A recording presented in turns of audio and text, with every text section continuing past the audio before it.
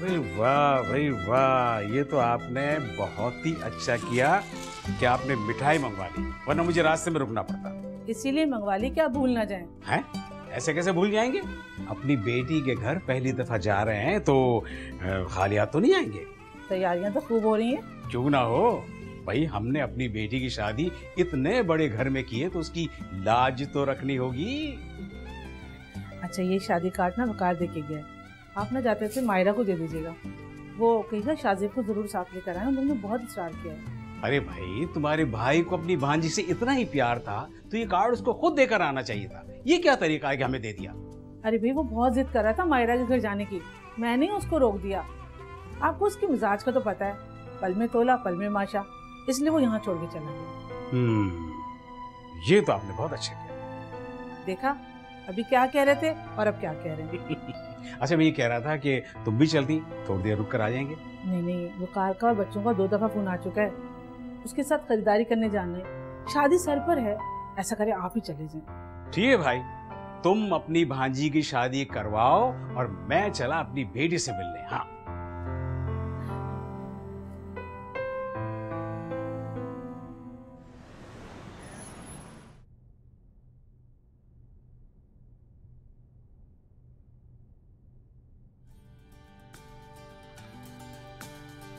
साहब जी, आपकी कॉफी। शाहजेब और बीबी कहीं बाहर गए क्या? साहब जी, छोटे साहब और बीबी तो बाहर लॉन में बैठे हैं। ठीक है, तुम जाओ।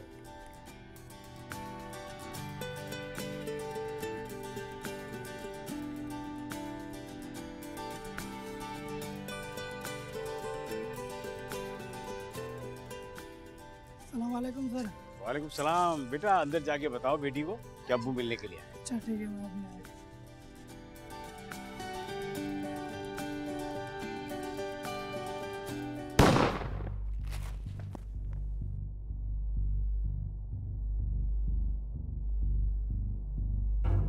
बेटा, मायरा, मायरा, मायरा, क्या हुआ मायरा? क्या क्या क्या तूने मेरी बेटी के साथ क्या किया है? मेरी बेटी के साथ मेरी मायरा, मेरी मायरा के साथ हटा, ऐसे हट जाओ। मेरी बेटी के साथ क्या क्या तूने क्या क्या तूने मेरी बेटी, मेरी बेटी, मेरी बेटी। जल्दी से गाड़ी निकालो, अस्पताल लेके जाना है। अगर मेरी बेटी को कुछ हुआ मैं किसी को नहीं छोड़ूंगा, जान से मार दूंगा। हटाओ, कुछ नहीं होगा आपकी बेटी के साथ। गाड़ी निकालो जल्दी। मेरी बेटी, मेरी बेटी हट जाओ यहाँ से। हर माँ बाप की यही ख्वाहिश होती है कि उनकी बेटी की शादी अच्छे घराने में हो, अच्छे लड़के से। मायरा के माँ बाप की भी यही ख्वाहिश थी और मायरा की पसंद को मद्देनजर रखते हुए उन्होंने शाहजेब से मायरा की शादी करा दी। लेकिन शादी के चंद दिनों के बाद ही उनके सामने मायरा का जनाजा उठा। आरिफ साहब, मुझे आपसे बात करते हुए बड़ी हिचकिचाहट सी महसूस हो रही है। आप गहरे सदमे से गुजर रहे हैं। जाहिर है आप अपना गम खुद ही समझ सकते हैं। आपकी बेटी की शादी के कुछ अरसे बाद ही आपने उसका जनाजा देखा। आप इस हवाले से क्या कहेंगे? मैं अब सिर्फ लोगों को बता ही सकता हूँ। एक बाप की हैसियत से मैंने वो सब कुछ किया जो मुझे करना चाहिए था। हम अफसोस के अलावा कर भी क्या सकते हैं? ऐसा नहीं है, मैंने अफसोस के साथ साथ वो सब कुछ किया जो एक रिवायती बाप नहीं कर सकता। ऐसा क्या किया आपने? मैंने अपनी बेटी को आला तालीम दिलवाई और इसके साथ साथ उसका हमराज भी बना। हमारी नॉलेज के मुताबिक आपकी बेटी की शादी एक साहिब हैसियत घराने में हुई, क्या ये बात दुरुस्त है? वो घर तो बड़ा था मगर वहाँ के मकीनों के जहन बहुत ही छोटे थे। वो इंसान को पैसों में तोलते थे। तो क्या मायरा के साथ उसके ससुराल वालों का रवैया गलत था या उसके साथ सही सलूक नहीं करते थे? यही तो अलमिया है कि उसके ससुरालियों में उसके ससुर के अलावा कोई औरत मौजूद ही नहीं। क्या मतलब इस बात का? मेरा दामाद अपने बाप की इकलौती औलाद है। उसकी माँ का कुछ साल पहले ही इंतकाल हो गया था। उस दिन सब कुछ मैंने बहुत करीब से देखा और अपने ही जिगर के टुकड़े को खुद ही अस्पताल लेकर पहुंचा।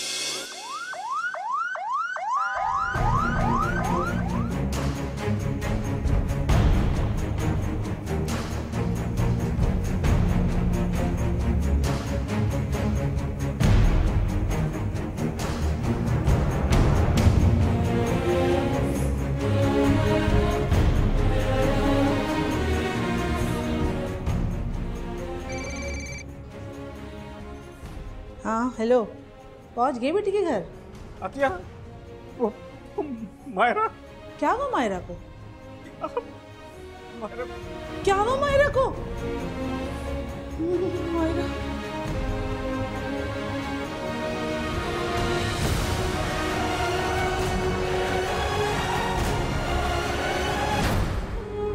तो आप लोगों ने मुझे इस दिन के लिए पढ़ाया लिखाया था। अब्बू देखे ना कितनी अच्छी जॉब है, और मैंने आपको बताया था ना कितनी बड़ी कंपनी है।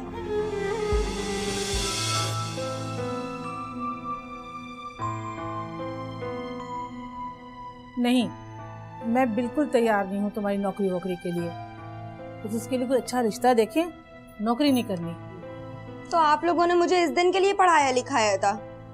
अब्बू देखे ना कितनी अच्छी जॉब है, और मैंने आपको बताया था ना कितनी बड़ी कंपनी है। हाँ वाकई ये बात तो बिल्कुल सही है कि वो कंपनी खैर से बहुत बड़ी है और उसमें कोई शक भी नहीं है। हाँ और नहीं तो क्या।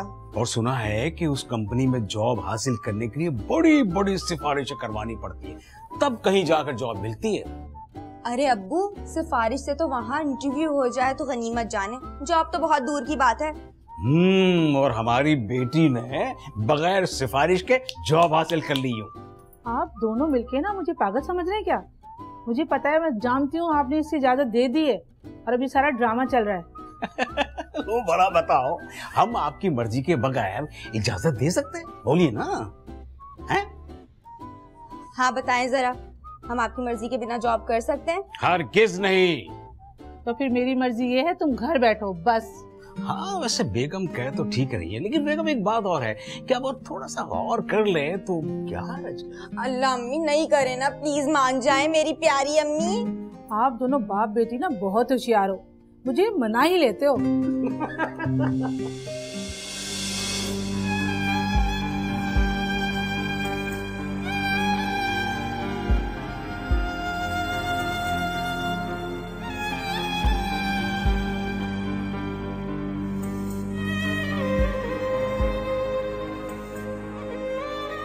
आप तो चले जाएंगे और फिर लौटेंगे भी 2-3 दिन के बाद। मैं इतने बड़े घर में अकेली रहूंगी, मेरी फिक्र कौन करेगा?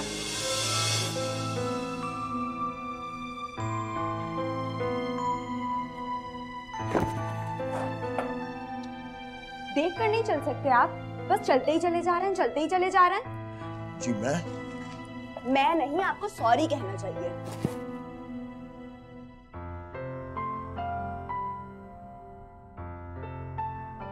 अरे शाहजेब, तुम अब आ रहे हो? कब बुलाया था तुम्हें मैंने? सॉरी बाबा, वो एक्चुअली आज थोड़ी देर से आँख खुली थी। अच्छा आओ मेरे साथ। जी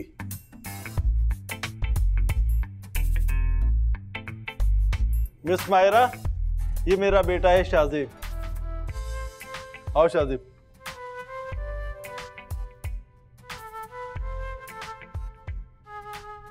शिट, ये मैंने क्या कर दिया? ये तो बॉस का बेटा है। मर गई।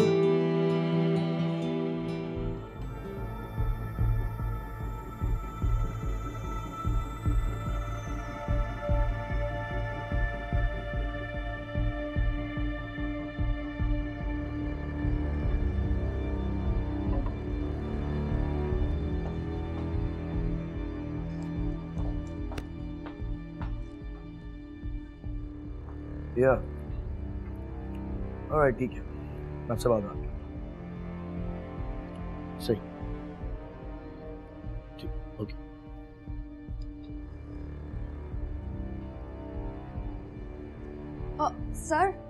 Sir I am extremely sorry, मुझे बिल्कुल नहीं पता था कि आप बॉस के बेटे हैं। मैं कल ही अपॉइंट हुई हूँ, बड़ी मुश्किल से जॉब मिली है। सर मुझे मेरी गलती के लिए माफ कर दें, इसे मेरी ना समझे प्लीज।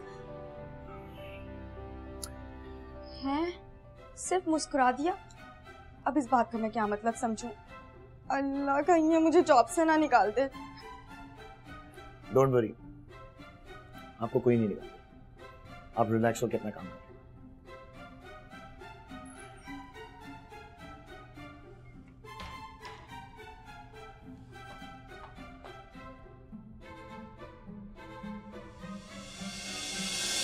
मायरा जिस ऑफिस में काम करती थी वहाँ पे उसके बॉस के बेटे से उसकी मुलाकात हुई और पहली ही नज़र में उसके बॉस के बेटे ने उसको पसंद कर लिया। मायरा अपने मुस्तकबिल से अनजान थी।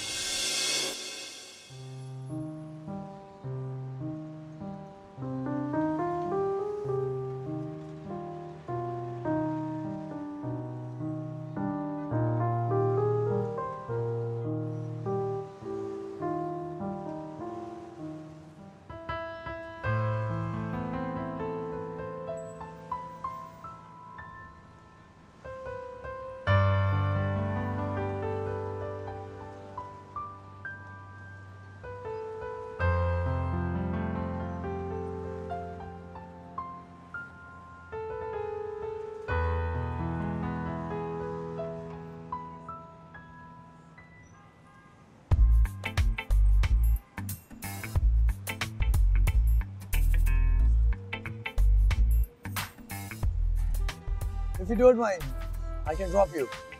जी नहीं शुक्रिया, मैं चली जाऊंगी। देखिए तकल्लुफ मत कीजिए, आइए बैठिए। मैं तकलीफ कर रही हूँ सिर्फ इसलिए कि आप मुझसे बेतकल्लुफ ना हो, क्योंकि मुझे इस तरह की बेतकल्लुफी पसंद नहीं है। Okay.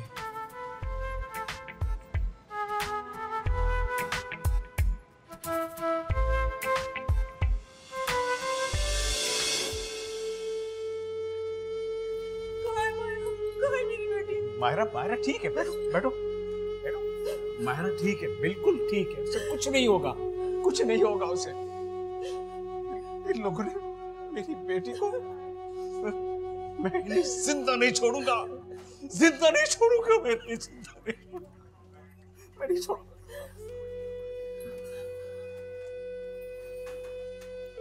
I am so sorry, हम उसे बचा नहीं। क्या?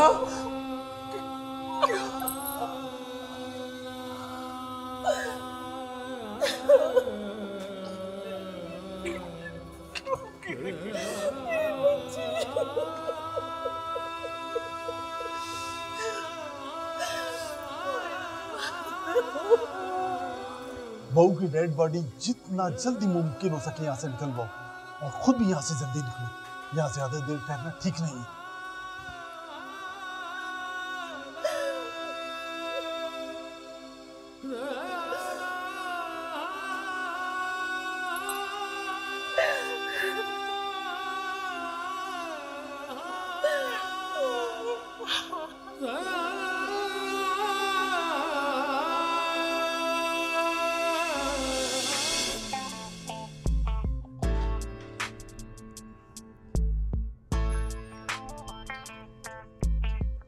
Excuse me.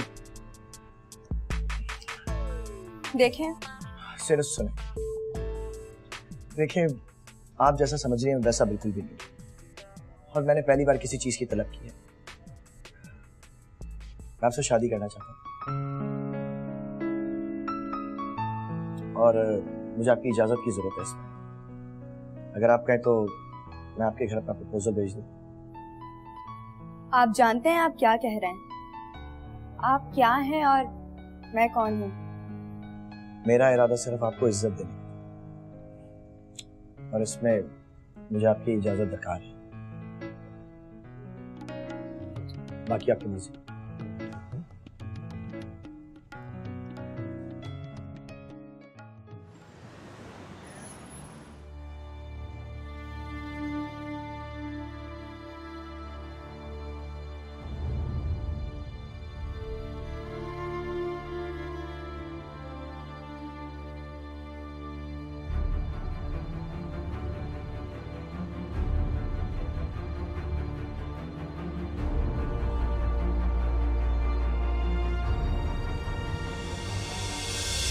तो तुम उस 2% की लड़की से शादी करना चाहते हो।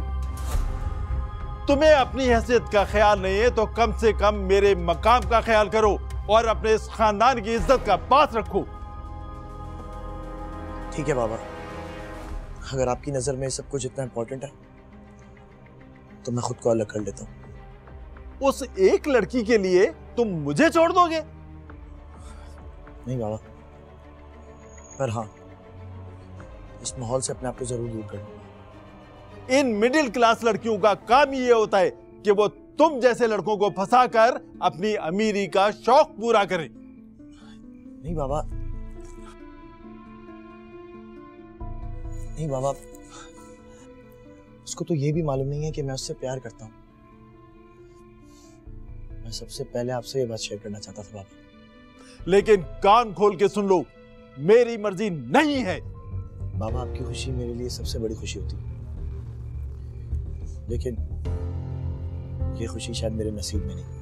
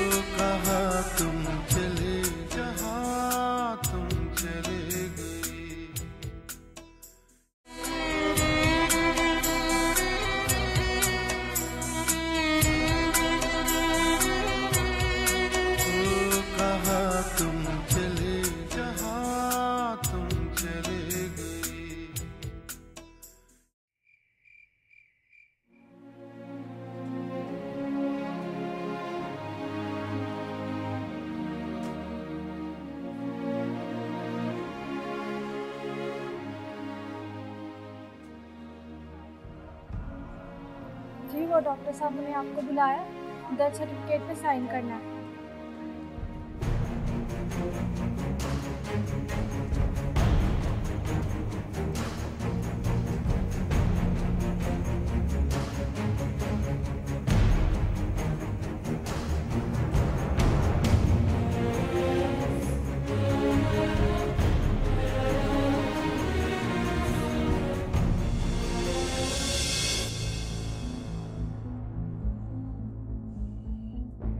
बैठे।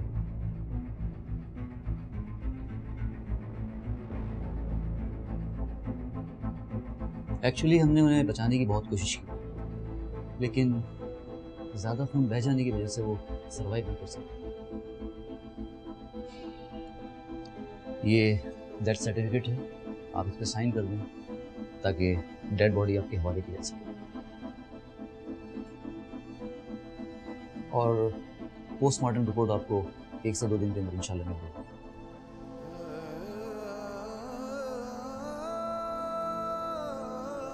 ये कैसे ले जाएगा मेरी बेटी? ये मेरी बेटी का कातिल है, इसी ने मेरी बेटी को कत्ल किया है। मैं ले जाऊंगा अपनी बेटी को।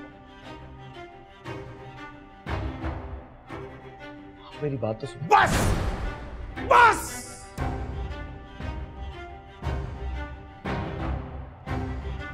ठीक है।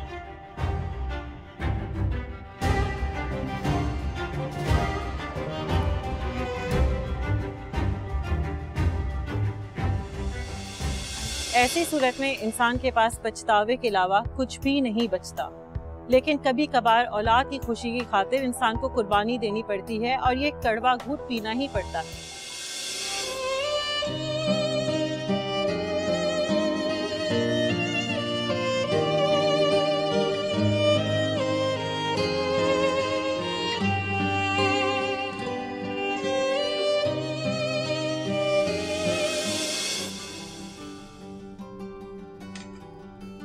देख मायरा, वो बहुत बड़े लोग हैं, हमारा उनका कोई जोड़ नहीं। अम्मी, उन्होंने मुझे खुद प्रपोज किया है और यहाँ रिश्ता लेकर भी तो खुद ही आए ना। वो लोग अमीर जरूर हैं मगर खानदानी लोग हैं, बहुत ही रख रखाव वाले हैं। हाँ बेटा, मैंने देखा है वो रख रखाव वाले हैं, मगर ये जो बड़े लोग होते हैं ना, उनको कुछ पता नहीं होता। अब पता नहीं लड़का कैसा है, इतनी दौलत है, खुद मुख्तारी है, आज वो तुमसे मोहब्बत कर रहा है, कल वो किसी और से करेगा, तो फिर क्या कर लेंगे? अम्मी, क्यों वसवसे पाल रही हैं आप? और फिर किसी के किरदार की तो कोई भी गारंटी नहीं ले सकता ना। बदल तो कोई भी सकता है, अमीर हो या गरीब। फिर आपने ये कैसी बात कर दी? चल बेटा, जैसी तेरी मर्जी। खुश?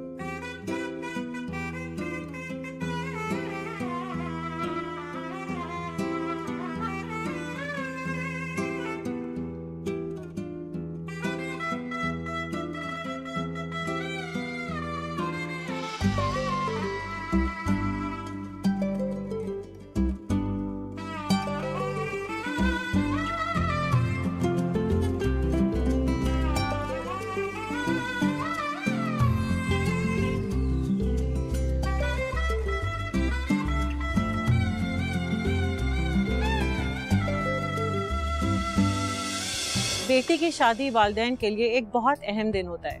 आरिफ और उनकी बेगम के लिए भी मायरा की शादी बहुत खुशी का दिन था, लेकिन वो मायरा के मुस्तकबिल से लाइल।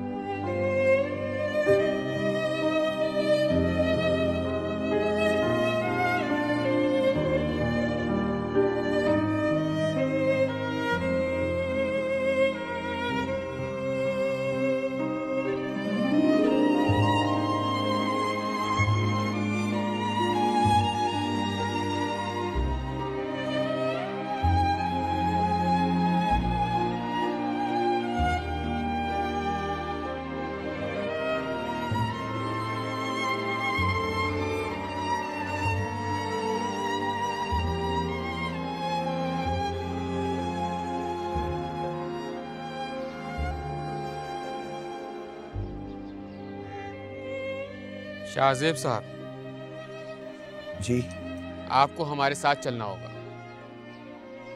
लड़की वालों ने आपके खिलाफ पर्चा किया है और हॉस्पिटल स्टाफ ने भी शकूक का इजहार किया। हमने जानबूझकर आपको तदफीन का मौका दिया ताकि आपको कोई शिकायत ना हो।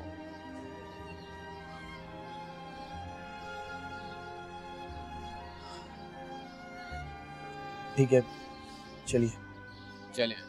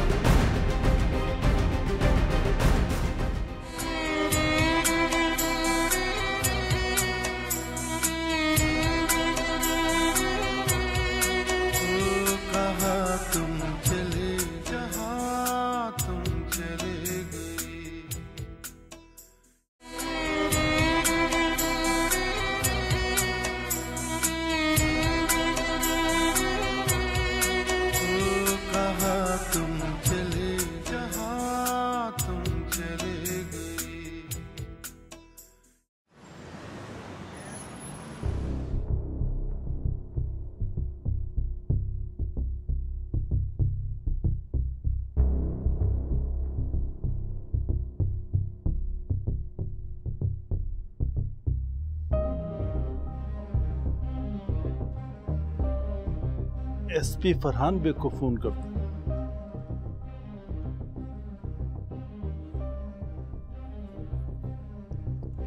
हेलो, अस्सलाम वालेकुम।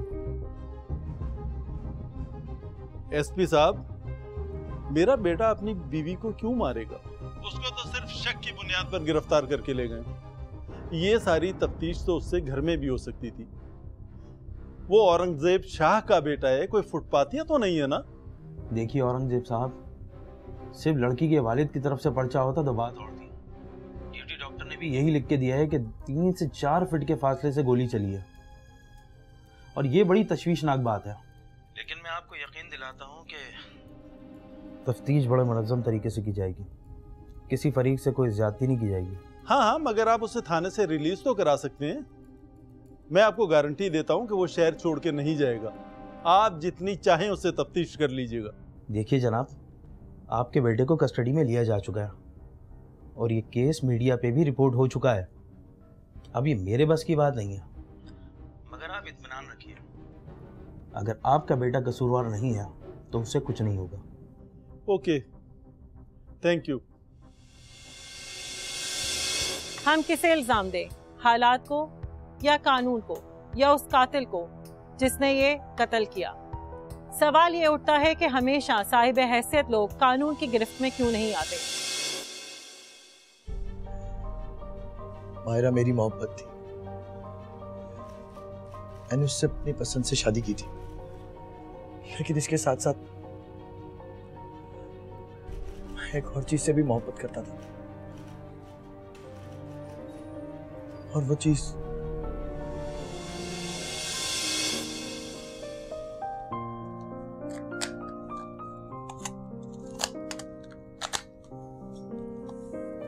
इतना तो औरतों का अपने जेवर से भी प्यार नहीं होता जितना आपको अपनी बंदूकों से है।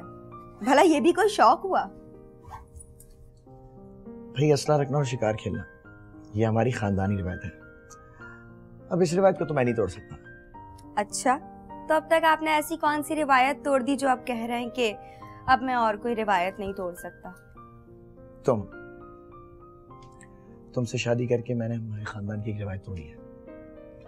तुम्हें पता है, इस खानदान में आज तक कोई बाहर की लड़की नहीं आई है। इसीलिए आपके अब्बा जान मुझसे इतना नाराज रहते हैं, बात तक नहीं करते। अरे ऐसी बात बिल्कुल भी नहीं है।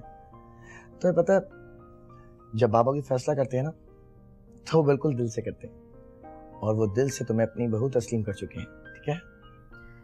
वैसे एक बात कहूँ, उनके रवैये से मुझे ऐसा बिल्कुल भी नहीं लगता। अरे तुम्हें उनकी फिक्र करने की कोई जरूरत नहीं है। तुम तो जानती हो उन्हें, तुम्हारे बॉस रह चुके हैं, उन्हें अपने कमरे में अकेला रहना ज्यादा पसंद है। Anyways, don't worry. और आपकी फिक्र?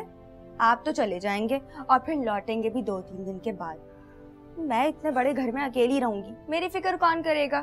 अरे बाबा, ओके ठीक है, नेक्स्ट टाइम मैं कम से कम 2 महीने गैप देके अपना शिकार का प्लान बनाऊंगा, राइट? इसका मतलब प्लान करना बहुत जरूरी है। अब भाई ये चीज तो तुम्हें झेलनी पड़ेगी, ठीक है? मैं चलता हूँ, काफी देर हो रही है। शाहिद, ये बैग गाड़ी में रख दो। ठीक है, फिर मैं चलता हूँ। अच्छा सुनिए, अपना ख्याल रखिएगा। बंदूक शिकारी के पास है तो शिकार को अपना ख्याल रखना होगा। मुझे नहीं पता था कि मेरा पहला इश्क मेरी मोहब्बत की जान ले लेगा। वो मेरे बिल्कुल सामने बैठी हुई थी, हम लोग बहुत खुश थे,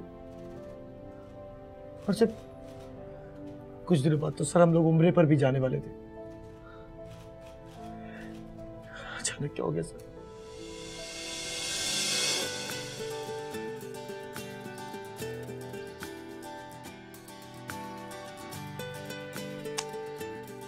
तौबा है शाहजेब, कभी तो इन गन्स की जिंदगी से बाहर आ जाया करें। अब तो मुझे ये मेरी सौतने लगने लगी हैं। बस थोड़ी सी सफाई करना जरूरी है। तुम तो जानती हो कि हम लोगों ने 15 दिन के लिए उम्रे पर जाना है, और पीछे इनकी केयर कोई नहीं करता। इतनी परवाह अगर आप मेरी करने लगे ना, तो मुझे आपसे कोई शिकवा ही ना रहे। ये एक बेजान चीज है, और तुम एक जीता जागता वजूद। तुम अपना कंपैरिजन इनसे करोगे?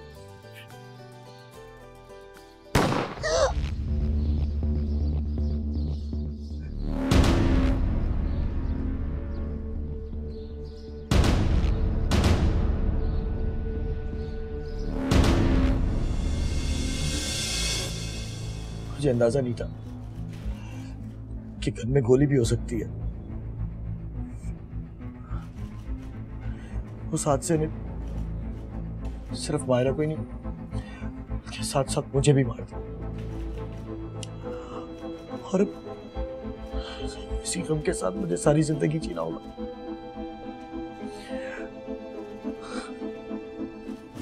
लेकिन ये सारे वाक़े पे कोई क्यों यकीन करेगा? और आप ये कैसे साबित कर सकते हैं कि ये हादसा था? मुझे परवाह नहीं कि साबित होता है या नहीं। मैं सिर्फ इतना जानता हूं कि मेरी जिंदगी का ये सबसे भयानक सच है।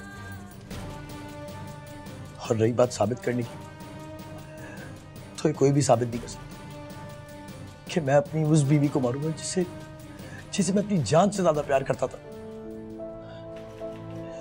नहीं सर, ये कोई साबित नहीं कर सकता। नहीं सर, ये कोई साबित नहीं कर सकता। आपको क्या लगता है कि शाज़ेब बरी हो जाएगा? कैसे बरी हो जाएगा? जाने में ना सही, अनजाने में ही सही, मेरी बेटी को तो कत्ल किया है ना। लेकिन आपके बयान के मुताबिक तो शाज़ेब ने उसको जानबूझ के कत्ल किया है। मुझे यकीन है कि शाहजेब और उसका बाप अब भी झूठ बोल रहे हैं, क्योंकि औरंगजेब इस शादी में किसी भी तरीके से खुश नहीं था, और यही मेरे शक की बुनियाद है। इस केस में जहाँ तक हमारी मालूमात है, अगर आप चाहें तो उसे माफ कर सकते हैं। माफ कर दूं? क्यों? कैसे? और वो भी अपने बेटी के कातिल को? मगर ये सब कुछ तो आरिफ साहब जाने अनजाने में ही हुआ, जिसे कहते हैं ना कि एक्सीडेंटल डेथ थी एक किस्म की। बेशक जाने या अनजाने में हुआ, मेरी बेटी तो कत्ल हुई ना, मेरी बेटी तो नहीं रही। एक बाप अपनी औलाद को किस तरह से पालता पोसता है। जिस चमन से फूल तोड़ा जाता है, इसका एहसास उस माली से पूछें, इसका सदमा उस माली से पूछें कि उस पर क्या बीतती है। मेरे पास अल्फाज नहीं है कि मैं आपसे अफसोस कर सकूं। हम सिर्फ दुआ कर सकते हैं कि अल्लाह आपकी बच्ची की मग़फ़िरत करे और आपको सब्र दे। इंसान ऐसा काम ही क्यों करे कि अगले की जान चली जाए? ये हादसा था या कत्ल, ये कोई नहीं जानता। हम सिर्फ ये जानते हैं कि जीते जी मायरा के माँ बाप तबाह और बर्बाद हो गए, और शाज़ेब भी उम्र भर एक कर्ब से गुजरता रहेगा। इंसान की जान की कीमत बहुत महंगी है, उसको अपने हाथों में ना लें। ये केस आज भी अदालत में है। मायरा के वालिदैन ये मानने को तैयार ही नहीं कि वो हादसा था, लेकिन वो इसे कत्ल साबित भी नहीं कर सकते। शाज़ेब आज भी अपने इसी बयान पे कायम है कि वो हर बार अदालत में अपनी ही बात करता है, इससे ज़्यादा और कुछ भी नहीं।